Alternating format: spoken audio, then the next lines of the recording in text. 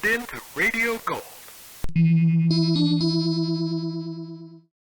The Campbell Playhouse was a 60-minute live radio show performing adaptations of popular motion pictures, novels, and classical plays. Previously, Orson Welles and the Mercury Theater on the Air produced some exceptional shows, and were gaining a steady audience as the unsponsored national run seemed to get better every week. With the 1938 Halloween production of The War of the Worlds becoming the front page headlines around the world, all of a sudden they had a very hot property on their hands. This notoriety led to the generation of a lucrative national sponsor in the form of Campbell Soup. On December 9, 1938, Campbell Playhouse replaced the Mercury Theater on the Air. Ladies and gentlemen, we present Orson Welles and the Campbell Playhouse.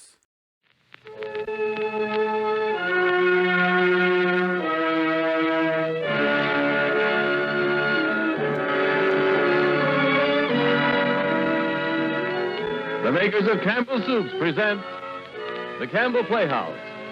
Orson Welles, producer.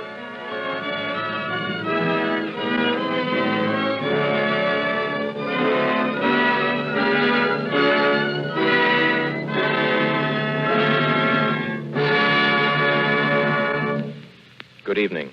This is Orson Welles. Our offering tonight, the celebrated dinner at 8, is, among other things, an object lesson for the overwhelming number of people who believe that dinner, preferably to be called supper, and primarily a meal to be eaten at the close of day for the purpose of sustenance against hunger, is to be shared, except on rare occasions, only with the members of their intimate family. George S. Kaufman and Edna Ferber, however, setting their play in the semi-rarefied atmosphere of the semi-upper circles of New York society, preferred to deal with dinner as an almost unimportant part of a weird social proceeding that has come to be known as a dinner party. Actually, we're never shown the dinner in Dinner at 8. But we are shown the highly involved maneuverings necessary to bring the Dinner at 8 dinner party into existence, along with the colorful incidents and the intertwining lives of those who finally participate in it, including Mr. Larry Renault, the once so great film star who made the greatest appearance of his life in the long run by not appearing at all at the dinner party at which he would have been at least a featured player. Our guest stars tonight are 3. Marjorie Rambeau, Hedda Hopper, and Lucille Ball.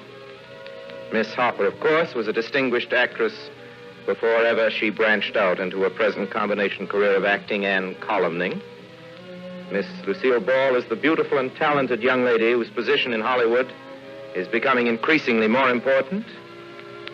And Marjorie Rambeau, certainly one of the first talents of the theater, is now carving out for herself a new career in motion pictures, recently cemented by her thoroughly brilliant performance in Primrose Pack. But before tonight's story, Dinner at 8, Mr. Ernest Chappell has a seasonal reminder for the ladies. Mr. Chappell. Thank you, Orson Welles. And that reminder is this: whether you at your house have dinner at 8 or supper at 6, I hope you're not forgetting the good health rule: hot soup for cold days. Certainly these February days are real soup weather. And there's just nothing more heartwarming than piping hot plates of vegetable soup, the good old-fashioned homey kind. Now, Campbell's vegetable soup is just that kind, and that's why more and more women are giving up making vegetable soup and turning to Campbell's. You see, you can tell instantly that Campbell's vegetable soup is made the good old-fashioned home way. You can tell it in the deep flavor of the rich, slow-simmered beef stock.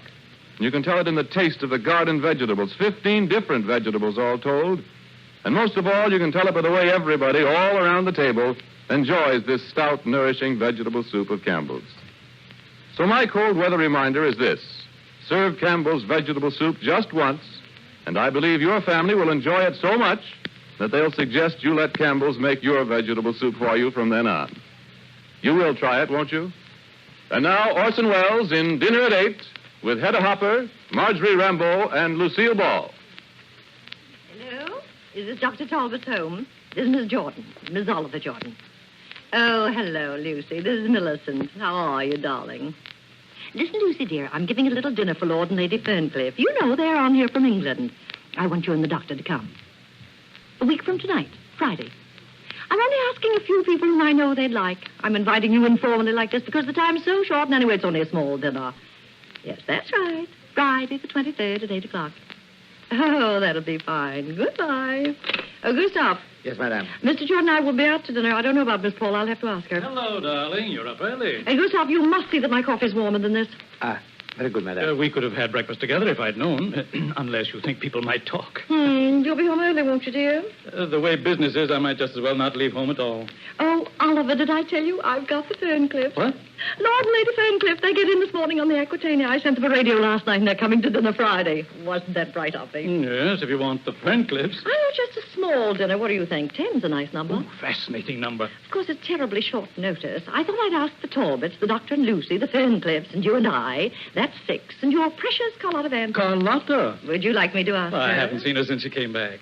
Now, let me see. I'll need just one more couple and an extra man. I think maybe Look here, dear. If you're looking for another couple, I wish you'd ask Dan Packard and his wife. Ask that woman to my house with the Millicent, Ferncliffs? Millicent, dear, believe me, I wouldn't ask this if it weren't important to me. You know that.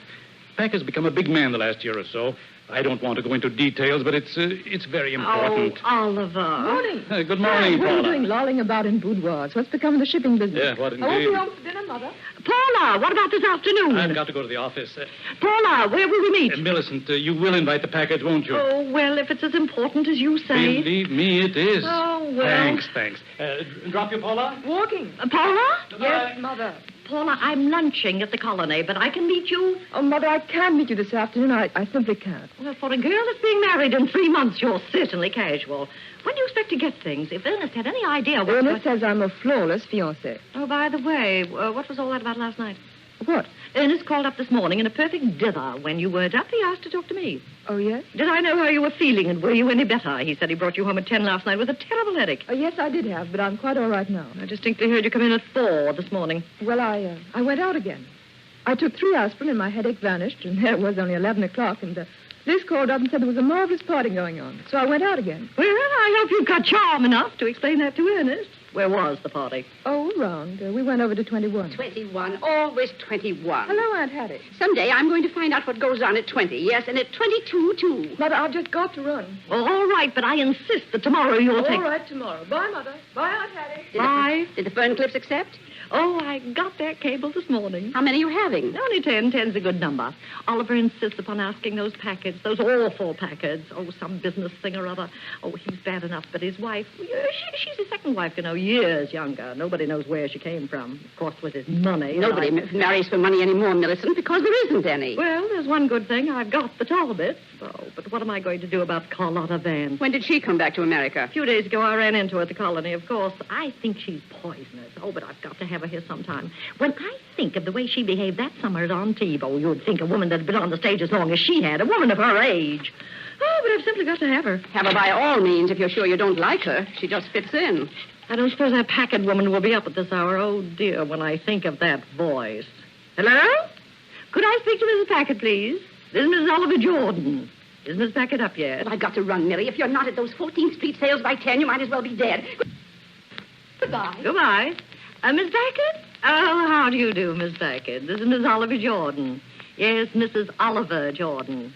Mrs. Packard, Mr. Jordan and I are giving a small dinner for Lord and Lady Ferncliff, 2 very dear friends of ours, and I'd like... I'm so pleased. You see, I've been meaning for quite a while... Excuse me. Please excuse me, but don't you want to know the date? It's a week from tonight, Friday, the 23rd. Dinner at 8. Yes, thank you, Mrs. Jordan. Oh, goodbye. Tina. Tina! Yes, Miss Packard? Oh, what time is it now? 4:30. Oh, when a person has to lie in bed like this, a person forgets all about the time. What did Dr. Talbot say? Is he coming right away? Well, he asked were there any symptoms, and I said no, I didn't think so. So he said, all right, then, sometime this afternoon. Sometime this afternoon. Nobody cares what happens to a person around here. Get me that other box of candy, the big one. Yes. Not that big one, you dope, the other big one. Yes, Miss Packard. I used to like candy wrapped in different colors. You didn't know what was in each color until you bit into it. Now I know what's in each color. Just as bad as if it weren't wrapped at all. It's worse. You have to take this paper off. Get me the other box, Tina. Yes, Miss Packard. And leave this one here, too. You take a big piece like this, it looks like it's filled with cream. You bite into it. What is it? Nuts. Jordan, yes, Mr. Fosdick. Just a minute. Young woman, where's Mr. Jordan? I'm sorry, have you an appointment? I don't need an appointment. I'm Carlotta Vance. If you'll sit down, madam, I'll tell him you're here. And don't call me madam. Hey, you can't go in there. No, Fosdick. Oliver, Castilian. darling. Carlotta, this is a surprise. Excuse me just a minute, dear. This is pretty important. Once again, Fosdick, the Castilian isn't sailing tomorrow. There's no use sending her out when she hasn't got enough cargo to keep her down in the water. She can go next week. Ducky. I don't care about the Santa Clara. She'll have to wait, too. Ducky, you're handsomer I than don't ever. care if no Jordan boat has missed a sailing in 60 years. They're going to miss them now. What distinguished gray at the temples. Oh, Oliver, you do look sweet. Excuse me, Fosdick. I'll have to call you later. Look. Lotta, well, you're looking marvelous. Do I? Really, do I? Sit down. Let me look at you. What are you doing over here? I'm trying to mend the shattered fortune. You picked a good day for it, and the right part of town, too. If you look out at the window, you can see all our financiers sitting on those benches. Now, come on. Who did you come all the way down to the battery to see? Not me. Well, not to deceive you, I came down to see a Mr. Nosy Pants that calls himself a customs inspector. Why shouldn't I own 6 fur coats? Perfectly reasonable. And then, having straightened out Mr. United States Customs Inspector Gestapo, what did I cite but the Jordan line? Huh. And I says to myself, maybe the old gent is in. And here you are. I'm delighted, Carlotta. But why really did you... Oliver, darling, I'm as flat as a mill pond. I haven't assumed. Oh, come now, Carlotta. How about all those gilt-edged securities? And your theater? My theater. Why, that theater alone ought to bring you enough to live on. That's my chief reason for coming over, to try to get rid of that rat trap. Oh, what's the matter with it? May I take you for a stroll down 42nd Street and a little look at the Carlotta Dance Theater? It's between the Flea Circus and a Chili Bowl. It's had 6 weeks of booking in the last 2 years. Special matinees of a Greek actress named Maria Coriopedes playing Sophocles, How Are You, in the original Greek. That filled a long-felt want. 5 months later, they sucked in a little gem entitled Papa Love Mama. 3 days. This season, they haven't taken the lock off the door. It's now known as the Spider's Rendezvous, but you can't collect rent from them. You know, when he gave me that theater, I thought it was a pretty magnificent thing of the old boy. I wish now I'd taken a sandwich. Oh, now, Carlotta, you always exaggerate. I'll bet you're just rolling in wealth. The kind of wealth that I have, that isn't worth a nickel today. What have I got? Railroad, oil, cotton? That's what they gave you in my day. I could only take what they had. Well, I wish there was something I could do to straighten your tangle out for you. I don't think any of my friends needs a theater now. But as far as your stocks are concerned, those things are certainly good. So's your Jordan stock. You're not thinking of selling that? Well, I don't know. Should I? Much rather you wouldn't just at this time. We've been hit as everybody else has. If you sold it now, I'm afraid you wouldn't get what it's worth. Well, I'd expect to do something on it. You wouldn't want to buy it back yourself, would you? I'd like to, but it'll be pretty difficult just now. I've always thought of you as having all the money in the world. Yeah, I thought so, too, for a few years. Why, when I was a young man... You were so sweet, dear Oliver, and so serious and respectable. I was very fond of you, dear. I was very much in love with you, Carlotta. I was something, wasn't I? Remember, they named everything after me. Cigars, racehorses, perfume, battleships. I'll never forget the day you were 21, Oliver, and you asked me to marry you. What a young fool you must have thought me. I thought it was sweet of you. I even went home and wept a little. They didn't often ask me to marry them. Yes? Mr. Packard is here now, Mr. Jordan. Oh, send him right in. You won't mind, Carlotta. Dan Packard, quite a fellow. Big Western stuff. Used to be a miner. Oh, I'm just going. Wants to know what made of that birdcage. Hey, Jordan, what kind of a... I beg your pardon. Lotta, this is Dan Packard, Miss Carlotta Vance. How do you do? Carlotta Vance. Wait a minute, you don't... Well, I knew you. I saw you, Yes, I know. I know what you're going to say. You saw me when you were a little boy. Well, I say you're a liar. Way back when I was a punk in Montana, a bunch of us rode 40 miles into Butte just to see you. Something's Opera House. What was that piece you was in? You wore pants, I remember. Yes, well, we had to have something more than just talent to be an actress in those days. Nice to have seen you, Mr. Packard. I'll be running along before you remember seeing me in a bath. I'll call you, Carlotta. Look here, you're dining with us next week. Friday, isn't it? Am I? Of course you are. So are you, Dan. But I'll see you before that, Carlotta. Well, righto. Goodbye. Goodbye, Lochinvar. What'd she call me? Sit down, Dan. How have you been? I can only stay a minute. I'm running down to Washington, 5:30. Got to drop up home, pick up a bag. Bunch of us going down. The president needs a little straightening out, looks like. Dan, the reason I asked you to come in, I want to put up something to you. Sure, go right ahead. It's about the Jordan line. We find ourselves facing, it's like this. Go on. What's bothering you? Kind of up against it? Well, you probably know about our business. We're strictly freight carriers. New York, Southern Coast, Havana, Port-au-Prince. I needn't tell you what's happened to trade down there. Of course, it isn't going to last forever.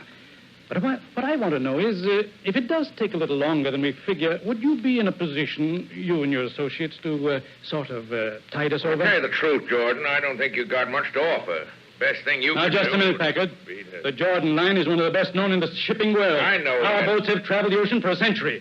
We started with clipper ships, and we're not going to stop now. I'll tell you what I'll do. You get together some figures on this thing. Can you do that? Balance sheets, assets, total tonnage, what the boats cost when built, list of stockholders. How about that? Pretty widely held? No, it's held quite closely. Half a dozen people in all. Well, let me have a list of them. All right. You understand, Packard. This is confidential. Sure. I just want a list. And it's got to be You quick. give me that dope, and I'll let you have an answer in 48 hours. That's very kind of you. I'll do what I can for you, Jordan. Everything I can. So long.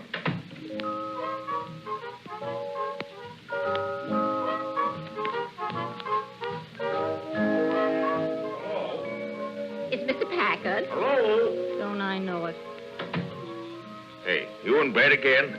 What's the matter? I don't feel good. And take off your hat when you come into my bedroom. Anyway, tip it. Look at me, never sick a day in my life. I go out and do things. Tina, Yes, Mr. tell Packard. Charles to pack me for overnight. Yes, Mr. Yes, Packard. sir, I go out and do things. That's because you're an extrovert and I'm an Now, introvert. what?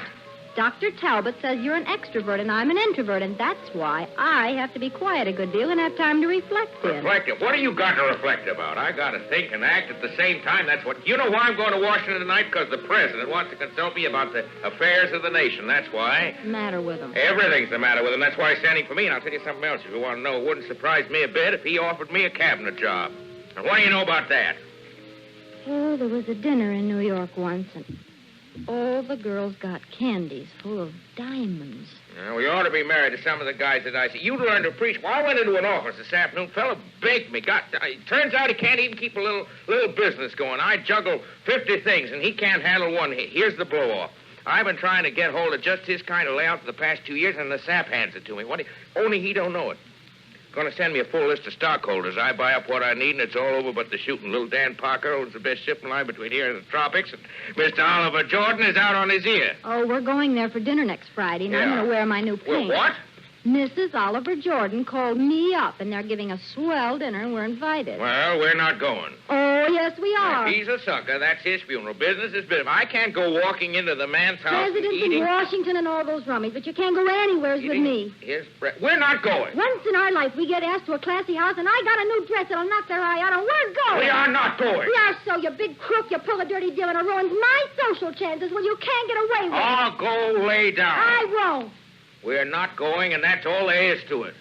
Oh, Danny, please, Danny. No, we Kitty aren't wants going. to go. Kitty wants to see No, all the great big lords and No. ladies in the beautiful house. Danny Winnie, it's for Lord Ferncliff and Lady Lord Ferncliff. Ferncliff? Yeah, please, Danny Winnie. What'd you say? It's for Lord and Lady Ferncliff from England. They're an English lord and lady. You know who it is, don't you? He's one of the richest men in England. Is that rich? I've been trying to meet him for years. See, and I did Ferncliff. it. You know what I'll do? I'll buy up that Jordan stock through dummies. I'll use Baldridge and Whitestone. Fellas like that, keep my name out of it. Out of what? Out of getting control of his line, I told you. You did not. You never tell me anything. All right. Talbot, I dear gotta be Mrs. going. Thacker. Ferncliff, what a break. Bye, kitten. Tell Charles to meet me with my bag and be at the office at 11 o'clock. So long, kitten. Goodbye.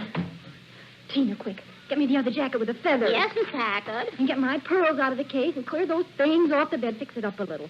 Give me that atomizer. Oh, give me that book, the big one. The big Where one. is it? Look around. It fell down. Hurry up. It's there someplace. Is this it? Murder, Macy's windowed house. No. The one Dr. Talbot gave me. It's a big, thick one. It says aspects of the adult mind. I got it. It was under the Marabou hot water bag. Give it to me. All right. Now, get out. Yes, ma'am. All right, Dr. Talbot. Thank you, Tina.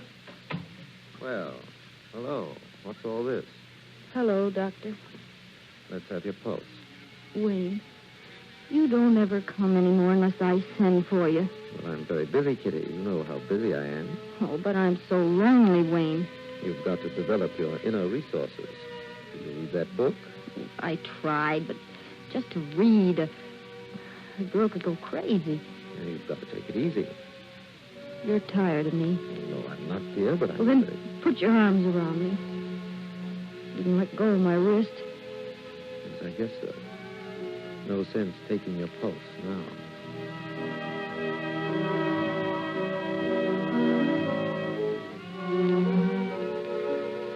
Nonsense, Hattie. A cup of tea will be good for you. And me, too. What's this, I wonder? It's watercress, Billy, with mayonnaise. The two things I hate most in the world, together. Oh, I'm simply dead. Mrs. Johnson. Yes, Gustav. Mr. Johnson phoned. He regrets very much that he cannot come to dinner on Friday the 23rd. He will be out of town. Oh, well, Hattie, I've got to begin all over again. I bet if I called one man this morning, I called 10. Would you believe it? There just isn't an extra man in all New York.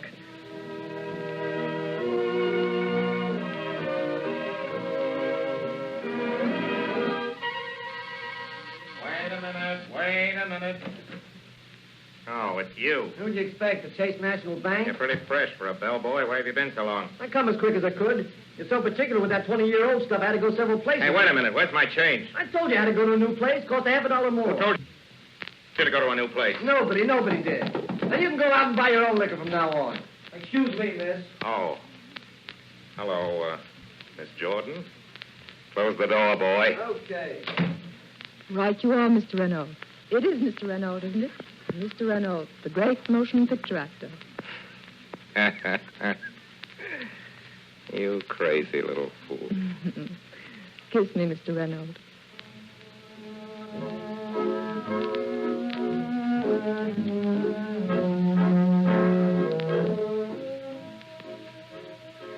Now, Hattie, who can I get? Oh, I'd love to have somebody exciting. That is, if it'd fit in with the Fern Cliffs. Nothing exciting fits in with the Fern Cliffs. Get somebody that'll go with Carlotta. Give her a little fun. Get her an actor or something. An actor? Let me see. I know, a movie star. Oh, I don't know any movie stars. What about Larry Renault? Was he still in town? He was yesterday. How do you know? I read it in Lenny Lyons' column. Oh, it's a marvelous idea. We met him 3 years ago in On TV. He was simply a sensation. I read 2 interviews with him yesterday. He was wearing a black moire lounging robe with a white monogram, and he's staying at the Dura Plaza. I'll put him next to Carlotta and then give her Dr. Talbot on the other side. Yeah, see if you can get him first, and then let nature take its course.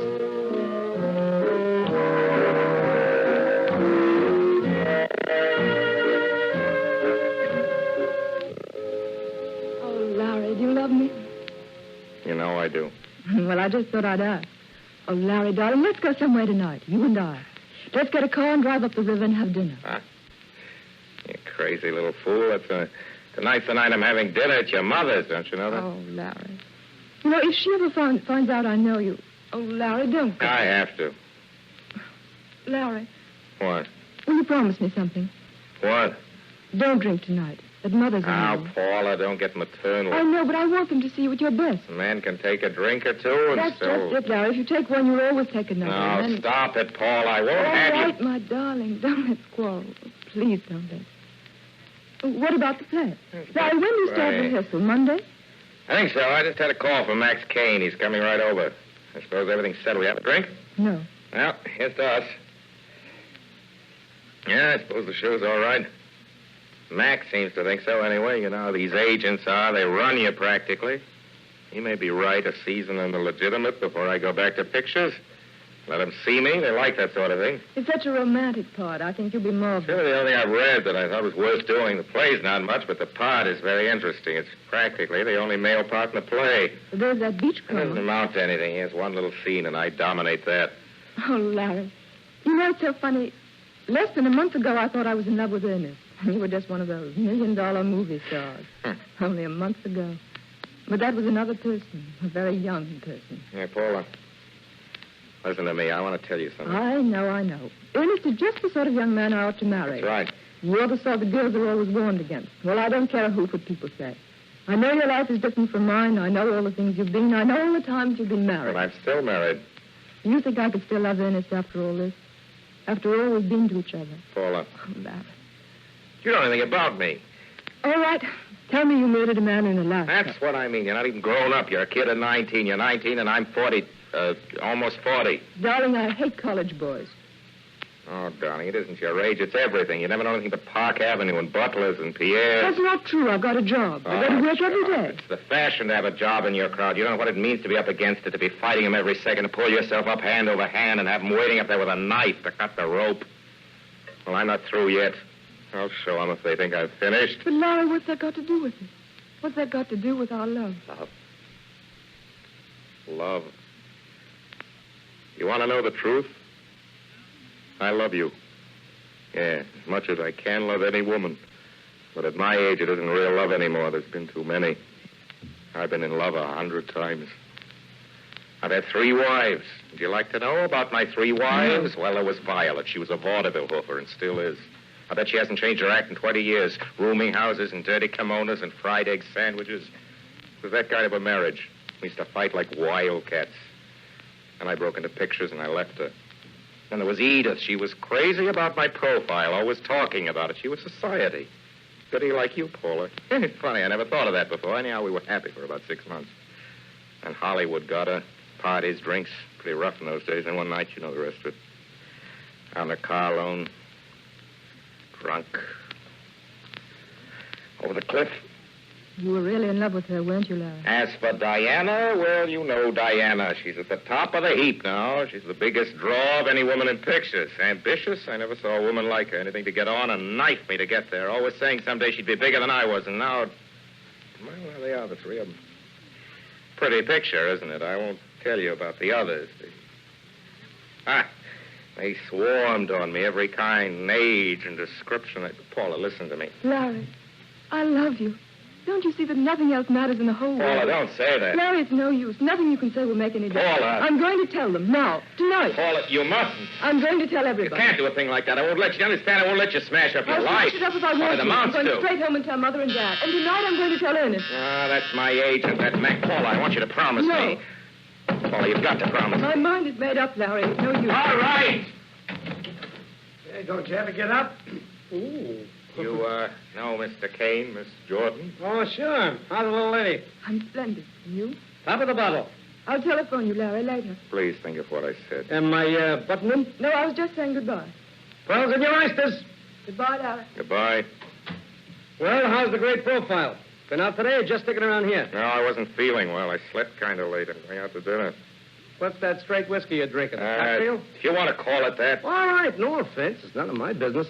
Only why didn't you go up to McDermott's and get a workout every day? I'm all right. Take some of that blubber off Once you. I get into rehearsal, I'll get in shape. Yeah, just keep on with the drinks that size. That'll fix you. What's up? Did you see Bauman? I thought maybe he might come up with you. Bauman? No, he didn't come up. Look, Larry, I got a little disappointing news for you, kind of. What's the matter? Well, I go in there this afternoon. He's sitting there. A face like a gargoyle. I start talking to him about the play, and what does he do? He says he's got to go south next month. He's sick. He can't do the play. Well, he's got to do it. Everything's settled. Well, it was talked over, but it wasn't really.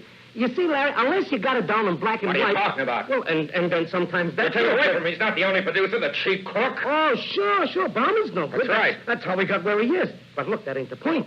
What does he do? He goes and turns the play over to Joe Stengel. Joe Stengel. Yes. Stengel. I rather like the idea of going with Stengel. You know, Max, they tell me he's quite a character. Yeah. He understands I'm to be starred, of course, and then... Well, there'll be that's just it. What? Look, Larry, I don't want you to blame me for this. I've been plugging for you for months. What are you trying to tell me? Now, don't go up in the air about it, because there's sure to be something You else. mean I'm out, you double... You mean I'm out? Larry, could I help it? Help it? Why, you dirty little Oh, now, wait a swine. minute. Hold on. All right, I'm a this, I'm a that. But there wasn't anything I could do to stop it. It was all done before I knew anything about It's it. your business to know. That's what you're hired for. Who's going to play the part? Cecil Bellamy. Cecil Bellamy. Ah, that piffle English. Why, he's English in the first place. Well, the part says English Explorer. All right, I can be English. I can be as English as anybody. I've waited for this play for 6 weeks. I've had a million things I've turned down. You know that. Sure you could. You can get him yet, Larry. Only what? Well, you've been away a long time, see? And you know the public. Besides, there's a bunch of them want to work on the stage again. Them picture names. Picture names? You're not going to compare me with them. No, not with them. Look, but you see, you're not a talking name. I was in talkies. I made some of the first talking pictures that were made. Yeah, I remember, but the trouble is they forget. See, they forget overnight. You gotta get to work again. Go out there and act. Let them see you. That's the way they want it. It's the vehicle. Well, now don't jump down my throat again. But I got an idea. What kind of an idea? Well, I was thinking about this play again. You know, Larry, I never said anything, but I never did think that was such a hard part for you. Do you know the part that I would be crazy to play if I was an actor? What? The beachcomber. Beachcomber? Yeah. You're asking me to go on and play a part that is... Get out of here. Go on, get out. Get out, Larry. you miserable... Get out! Larry, Get out before please. I kick I you know, but out! don't make a mistake. Wait a minute. All right. What makes you think the other part isn't right for me? Well, it's no good. They'll get tired of him. But the other fella comes on once. But a once, that's a once. He goes off. They keep waiting for him to come back, and he never does. Oh, Larry, what a part. Of course, his one scene is very gratifying. It's the high spot of the show. You know what'll happen? At the finish, this, what's his name? Cecil Bellamy. Yeah, that mug there.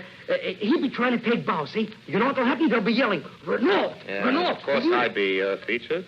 Maybe it'd be smart not to. You know, you But I'd should get sneak my up on regular them. salary. I mean, what Bauman was going to give me. But you can't think of this as salary. Suppose you only get two... look, I'll tell you what. It's 4:45. I'll run right down to Stengel's office, fix up an appointment to get you to see him before Hold on. he leaves. Wait Then a I'll... minute. He mustn't think I'm after this part. Make Stengel come to me. Larry, it isn't done that way. You're the actor. I'm Larry Renault. I don't go to managers with my hat in my hand. They'd expect me to come for nothing.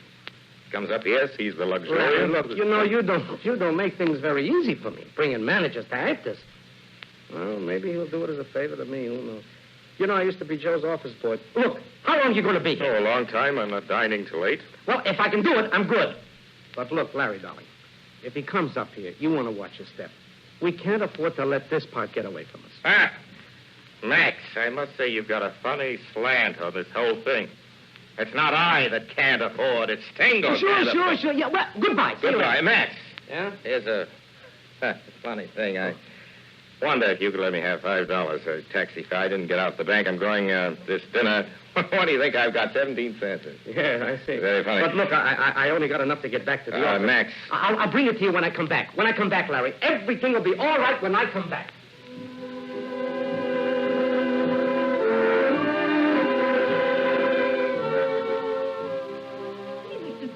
Carlotta, dear.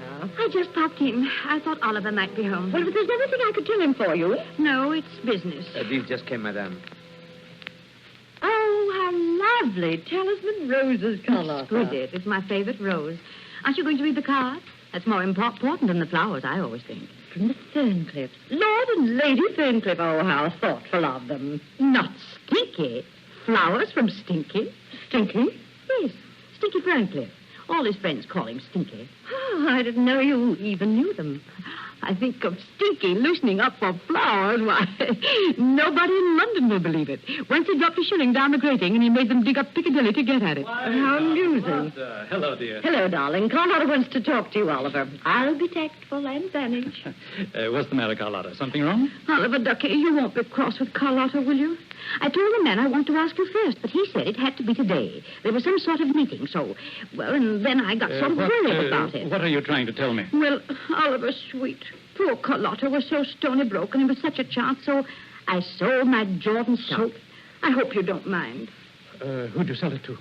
His name was, he was really quite a sweet fellow, such a charming manner. The name's right here on the check, Mr. Baldridge, James K. Baldridge. Baldridge, eh? Somebody bought the Jordan stock from the Satterley sisters this afternoon. Only it was a fellow by the name of Whitestone bought theirs. Your stock must really be worthwhile if all these people want to buy it. I do hope I haven't caused you any trouble, Oliver. No. I'll answer it, dear. It's probably for me. See you later, Carlotta. No, Oliver, you shouldn't take business so serious. Smile, dear. Yes? Yes, this is Miss Jordan. Lord Ferncliff's secretary? Yes. Yes. What's that? Oh, but you must be... Oh, but they can't. Oh, but they can't go to Florida. They're coming here to dinner. Oh, but it's not possible. I'm giving the dinner for them. They've gone. When? Oh, but people don't do things like that. But letting me know at this hour. Oh, I don't care how sudden it was. You should have let... Well, all I can say is I never heard of such a thing in all my life. Never. Mother. What do you want? Mother, I must talk to you. What? It's about Ernest and me. I must talk to you. I can't... Oh, Paula, don't bother me now. For pity's sake, don't bother me. I don't want to listen Mother, to you your don't silly understand. This is terribly important. Paula, shut up. Shut up, I tell you. Let me think. Listen, dear. Huh? Do you think if I don't come down to dinner, I'm feeling pretty rotten. If I could just go to bed. What's that you're saying? I say I'm feeling pretty rotten, and I'm up against a business thing that... Dad, that's a shame. Business thing. At a time like this, you talk about a business thing and feeling rotten. Oh, this is a nice time for you to say you're feeling rotten. You come to me with and you whimpering about Ernest. Some little lovers quarrel. I'm expected to listen to Ernest and business and headaches when I'm half out of my mind. Do you know what's happened to me? I've had the most dreadful day that any woman ever had. Lucy Talbot suddenly found out she was so ill she couldn't come, but Wayne Talbot is coming anyway. So I had to bribe Hattie to come, and it's costing me half my wardrobe to get her to come and eat my dinner. And the dinner's gone wrong. Only you wouldn't care about that. But if you think getting crab meat when you've ordered lobster and that Vance woman coming in, and now, on top of everything, do you know what's happened? The Thorncliffs aren't coming to dinner. They call up at this hour, those miserable cockneys. They call up and say they've gone to Florida. Florida! And who can I get at this hour? Nobody. I've only got 8 people. 8 people. 8 people isn't a dinner party, and you come to me with your idiotic little... I'm the one who ought to be in bed. I'm the one who's in trouble. You don't know what trouble is.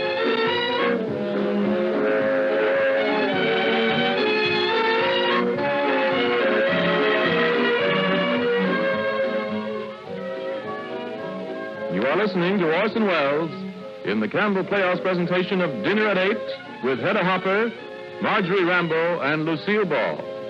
This is the Columbia Broadcasting System.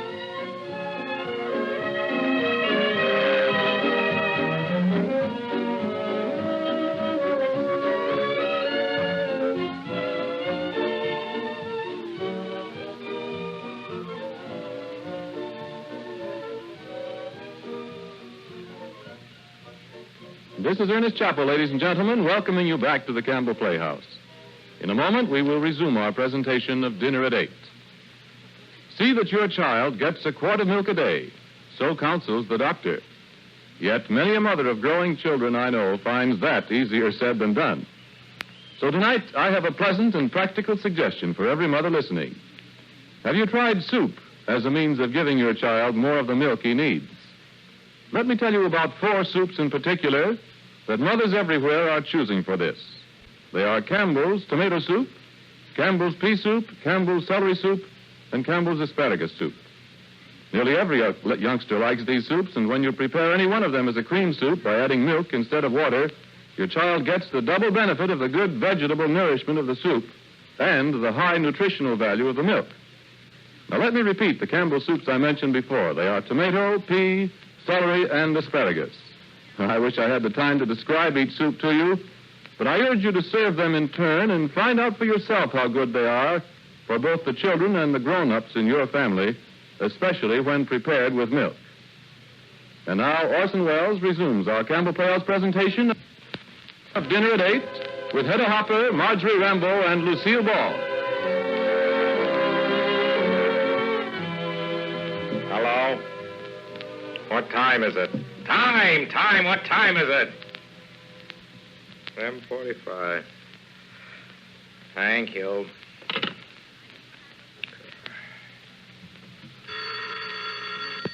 Hello? Yes, this is Mr. Renault. Yes, I got it. Your man brought it up to me. Listen, my good fellow, I'm not accustomed to being done for hotel bills. I'm a very busy man. My secretary usually attends these things. He's in California at the moment. You get your money, you get it when it suits my convenience. Come in, the door's open. Liberty Hall, huh? Where have you been? You're late. I told you I was Take waiting. it easy. I brought up Mr. Stengel. Meet Larry Renault, Mr. Stengel. How are you, Mr. Stengel? Mr. Renault? Forgive my formal attire, Mr. Stengel. I just finished dressing. It's a frightful bore. Mr. Renault's got a date with some of his Park Avenue friends. Those big picture people, they're pretty social, you know. Yes, I've heard. Well, wait. Sit down, Mr. Stengel. Don't you want to take your coat Oh, off? sure he does. Take off your coat, Mr. Stengel. I've only got a minute. Yeah, Larry, suppose we get right down to brass tacks, huh? All right, my good fellow. Well, Stengel, you're going to produce this play, hmm? You want me to act in it? Well, I'm... Well, this is just getting acquainted, Larry. You see, he's crazy to play the part, Mr. Just a Stanley. minute. Let's get this straight. I understand, Mr. Kane here, that you wanted to know if you'd be willing to portray the beachcomber in this thing. Wait a That you minute, wanted that's so me. fast. No, gentlemen, what's the difference? Which one is? He wants to do it, and you want him to do it, so what's the difference? A lot of difference. Larry, please. In the first place, if I decide to accept this part, and I don't say I will, it'll have to be built up. There's an actor for you. No matter how good the part is, right away they want it built up. Built up. The fellow's got one scene. They find him dead on the beach. This ain't a spiritualism play. No? Well, you're forgetting one thing, Stengel. Don't forget I'm Larry Renault. Larry, please. Shut up. Now listen, Stengel. I'm a name. And I know it, and so do you, and I'm not going to go on and play second fiddle in any cheap English ham. Larry, 8,000 a week, that's what I got. And I was going to get 10, only... Well, don't think you're doing me a favor, giving me a part in your ratty little play, because I'm doing you one. I think maybe we're keeping you from your dinner, Mr. Now, Renault. listen, Joe, he doesn't mean it. I mean, What do you mean? you're doing a second-rate show. You don't want real artists. Well, you're English ham will give you what you want. Larry, you don't know what you're All saying. right, Max. I'll see you tomorrow. I'll take it to the... I wouldn't be in your... I didn't come to your office, did I? Not Larry Renault. You came to see me. And you know why? Because I'm an important artist. And you're a cheap pushcart producer.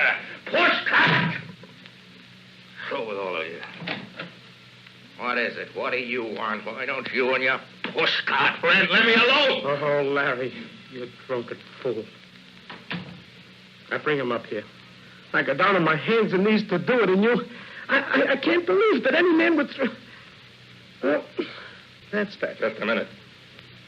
I've got something to say to you, too. You know what I think? It's you. You that got the play away from Bauman and gave it to Stengel. It's you who did me out of that part, you double-dealing rat. I've been suspicious of you all along. You're in with the managers. You've been taking my money and working for them. You don't say. Working for the managers, huh? And taking your money. Me, that you're rented for $500 in touches. All right. If you think I've been lying to you all this time, you're going to get the truth now. Renault, you're through. Get out! I'll get out, yes, and stay out. But get this first. I never worked so hard to put over anybody as I did you. You think I told you all the things I tried? No. Because I couldn't come to you and tell you what they said. I was too sorry for you. You were sorry for me. Vaudeville, right? Every time I walked into the booking office, they leaned back and roared. Called me Maxie the Grave Snatcher. And the radio. Remember I told you I hadn't seen the right fella? I saw him. Only he saw me first. Trying to throw a scare into me. Well, let me tell you. Yeah, you never was an actor. But you did have looks. Well, they're gone. You don't have to take my word for it. Look in the mirror. They don't lie. Take a good look. Look at those pouches under your eyes.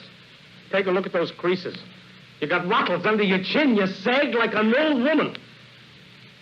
Get a load of yourself. What's the matter? Afraid? You ain't seen nothing yet. Wait till you start tramping around the offices looking for a job. No agent will handle you. Wait till you start sitting in anterooms hours and hours, giving your name to office boys who never heard of you. You're through, Renault. You're through in pictures and plays and vaudeville and radio and everything. You're a corpse and you don't know it. Go get yourself buried.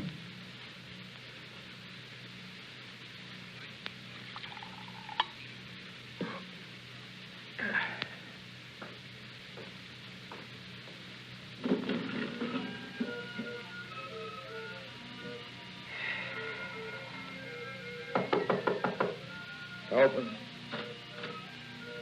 Well?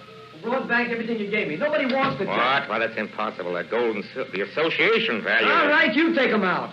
I went every pawn shop on 6th Avenue. You little liar. You never took him anyplace. Say, who you calling a liar? What do I get out of all this?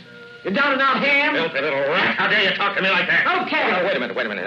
I didn't mean that, son. I didn't mean to call you. Sorry. Listen, son, I've got to have some liquor. I'm sick. You lay it out for me, and I'll pay it back to you. What kind of sucker do you think I gotta have it. I got it. I'll pay you back. Pay you back tomorrow. No, you won't be here tomorrow. What? You heard me. Hey, you look swell sleeping in the park in that monkey suit. If you've had any idea what I've been going through. If you knew what I'm going through right now, I've been planning to see that Heidi L'Amour picture for 2 months, and now Isn't Larry Renault in person better than going to a movie? No, he's a has-been. And Carla the band? She's a has-been. All right. I'd have let you off if I could, but who was I going to get at 6:45 but relatives? All right. I'm a relative, and I'm here.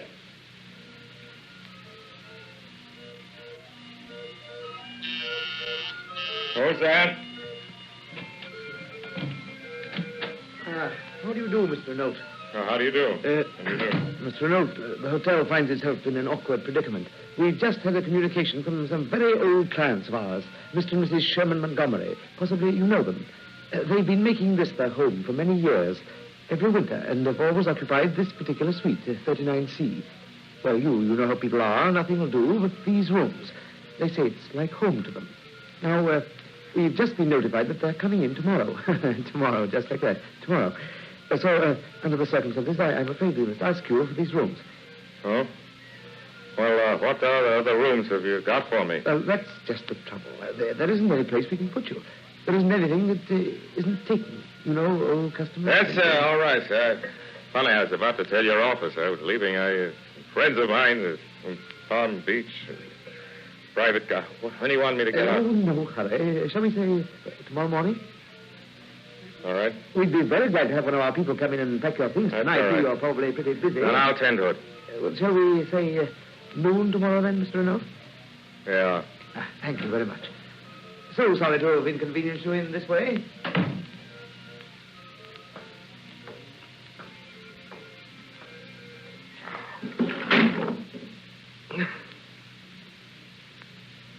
I only had another drink.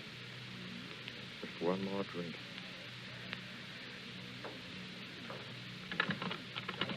Hello. This is Mr. Lawrence Renault. Look, whatever calls there are, don't connect anybody. I'm busy. That's right. Don't connect anybody until you hear from me. I'm going to wait until they hear from me. Yeah, they got gas in this room, too. Gas. I never noticed. A really high-class background, I must say. Electric lights and gas. A situation like this, what is the name of that show? I remember you turn the little knob like... Right. Lucky it isn't one of those where you have to put a quarter in the meter. It's rather good. Should have been a writer, I think. I could have used that somewhere or other.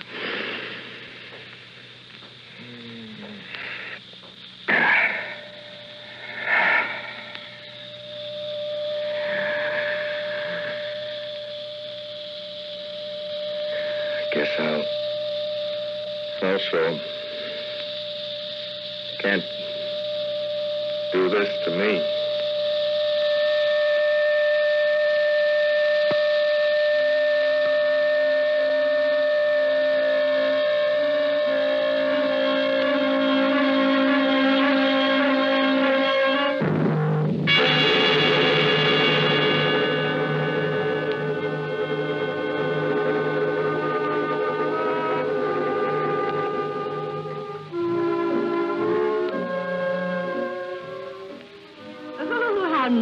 Mrs. Packard. It's so lovely to see you. Good evening, Mr. Packard. How do you do, Mrs. Jordan? It's indeed a pleasure. Mrs. Packard, may I present my sister, Mrs. Loomis. How do you do? Mrs. Packard. Glad to know you. How do you do? You know, for a minute there, I had you wrong. I figured maybe you were Mrs. Ferncliff. Lady Ferncliff, you don't. You were close. I'm pinch hitting for her. Huh? Yes, isn't it too bad Lord Ferncliff was taken desperately ill late this afternoon? Oh, that's too bad, and you're right. Oh, the doctor said he must go to have Wait some sunshine. You mean he's not coming? Oh, impossible. They rushed him right down to Florida on a special train. Hello, Doc. Dr. Talbot. Oh, hello, Wayne. So glad to see you. How's do you do? Lucy? Well, she just felt a little under the weather, and I understand. I knew you would.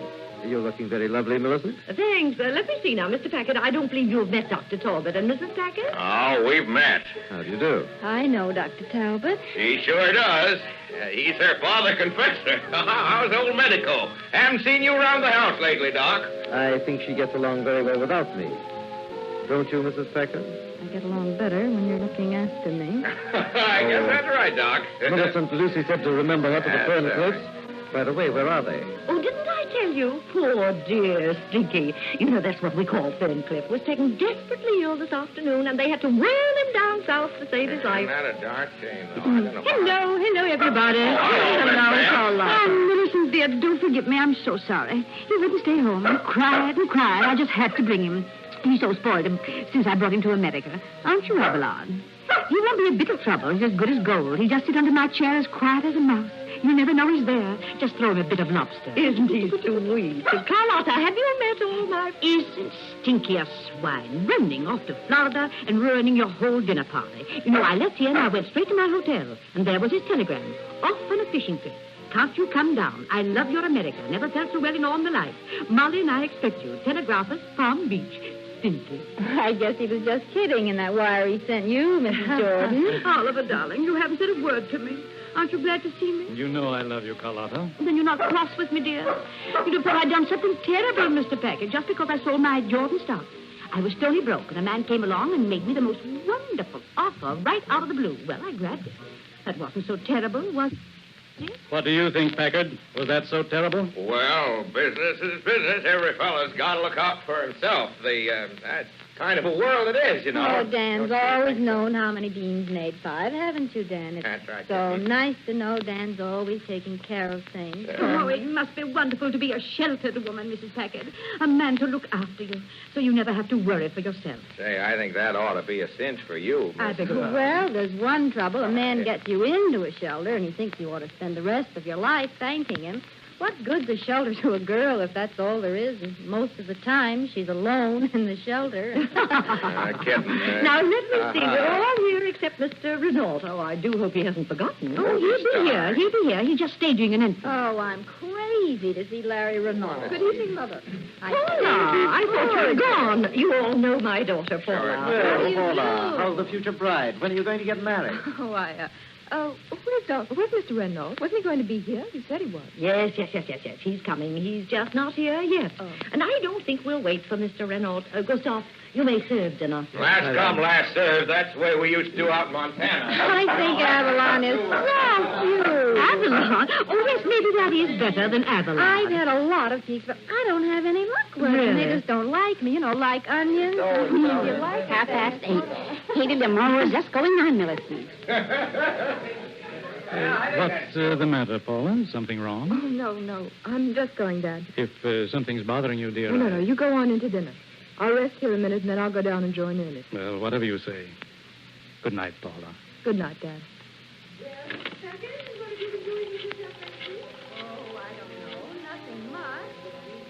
Hello. Is this the Joe Plaza? I want to talk to Mr. Larry Renault. Oh, sure. I go to all the shows. What's that?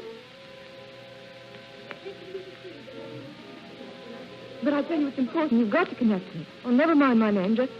What? Yes? The police. I saw it twice. My name is Paula Jordan. I'm sure Mr. Renault hasn't done anything to... What? What? Oh. Yes, Daddy. Kitty, I just discovered that Dr. Talbot and I have something in common. What? We belong to the same golf club. Oh. Good says you were here this afternoon, Miss Jordan. So we'll have to ask you to stay right where you are until an officer can get down there to talk to you. Hello? Miss Jordan? Hello? Miss Jordan?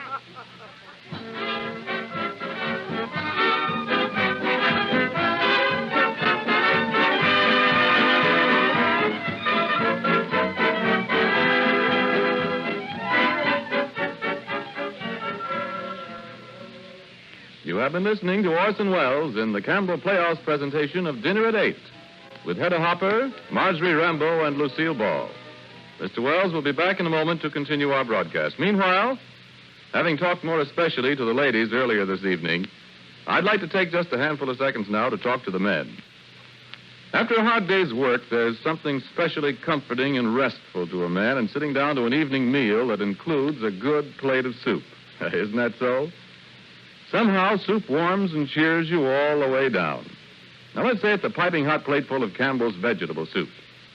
An inviting aroma drifts up from it that sharpens your appetite. And tender, luscious vegetables abound in its rich, rugged beef stock. You dip your spoon again and again, and when you've finished the last delicious spoonful, you somehow feel that all's right with the world, that, well, here's an evening well begun. And so, just a hint for you and for your wife. Wouldn't a plate of Campbell's vegetable soup taste good at, say, supper tomorrow night? And now, if you please, Mr. Wells.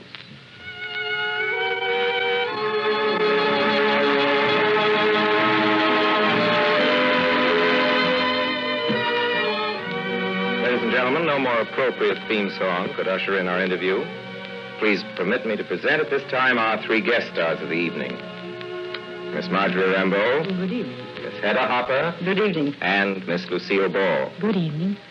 I know, Hedda, I'm making an awful mistake in being polite to you because it is perfectly certain that this will lead to something vile in your column, but I'm sincerely glad to see you tonight. Well, now comes the but. Am I right? Well, anyway, I was wondering whether you're aware of how much time you spent on the telephone in our broadcast this evening. It seemed to me, Heather, that... Well, no matter how long you thought I was on the telephone as Millicent Jordan, I assure you it was really a vacation from phoning for me.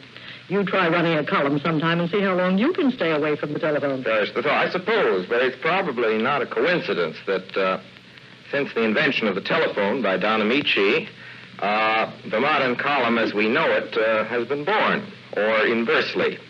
If I may say a few words as call out events, Mr. Wells. Please, Miss Rambeau.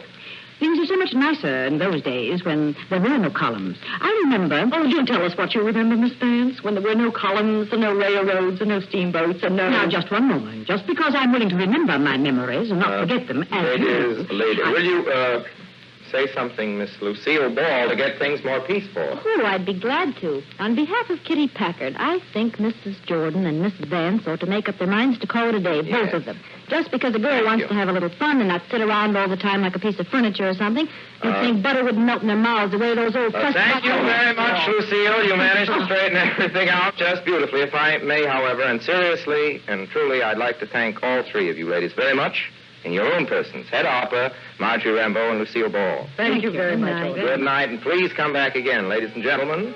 Call out Vance was Marjorie Rambeau. Millicent Jordan was Hedda Hopper. To whose sponsors of her program, Hedda Hopper's Hollywood, we're indebted for their kind permission in permitting her to be with us tonight. Kitty Packard was Lucille Ball. Oliver Jordan was played by Charles Trowbridge, who first created the part in the Broadway production. Hattie Loomis was played by Clara Blandick, Paula by Mary Taylor, Dr. Talbot was Edgar Berrier, and Max the Agent was none other than the inimitable Mr. Benny Rubin. Mr. Packard and Mr. Renault, were played and were probably all too recognizably your obedient servant. Music as always was composed and conducted by Signor Bernard Herrmann. Next Sunday night, we bring you, ladies and gentlemen, Only Angels Have Wings, a merry chronicle of the goings-on in the Central American tropics, when a serious young lady of the chorus engaged in the frivolous business of cafe entertaining finds herself in the midst of some frivolous young gentlemen engaged in the serious business of flying the mail. Our guest star will be one of Hollywood's gayest and most attractive young women, Miss Joan Blondell. Miss Blondell, you may recall, was prevented by illness from being with us last Sunday when we presented Mr. Deeds Goes to Town, incidentally the comedy based on Florence Buddington Kellen's story, Opera Hat.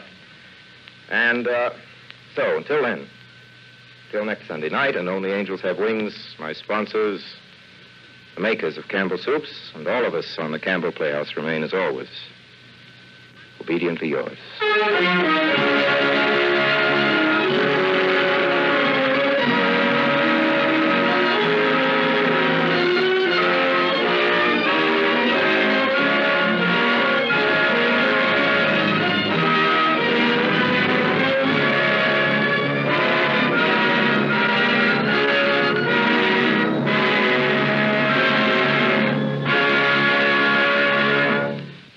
The makers of Campbell Soups join Orson Welles in inviting you to be with us in the Campbell Playhouse again next Sunday evening when we present the recent Columbia Pictures Corporation success, Only Angels Have Wings, with Miss Joan Blondell as our guest. In the meantime, if you've enjoyed tonight's Playhouse presentation, won't you tell your grocer so tomorrow when you order Campbell's vegetable soup? This is Ernest Chappell saying thank you and good night.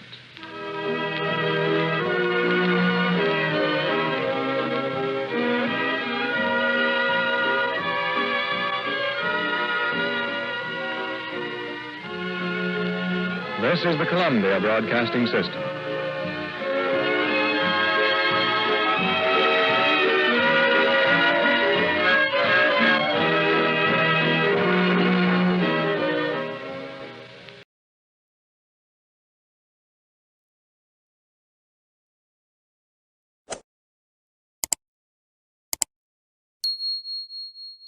Radio Gold is a 3 Nines Fine radio production. See you next time.